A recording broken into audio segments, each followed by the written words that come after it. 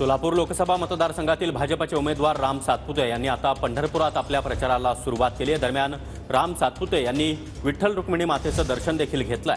राम सातपुते हे पंढरपूरमध्ये दाखल झालेले आहेत आणि त्यांच्या जोरदार प्रचाराला देखील आता सुरुवात झाली आहे। तर ही दृश्य आपण पाहतो आहोत। राम सातपुते यांना उमेदवारी जाहीर झाल्यानंतर त्यांनी तातडीने प्रचाराला सुरुवात केलेली आहे। प्रशांत परिचारक यांच्या निवासस्थानी देखील त्यांनी भेट घेतलेली आहे आणि विठ्ठल रुक्मिणी मातेचं दर्शन देखील राम सातपुते यांनी घेतलंय।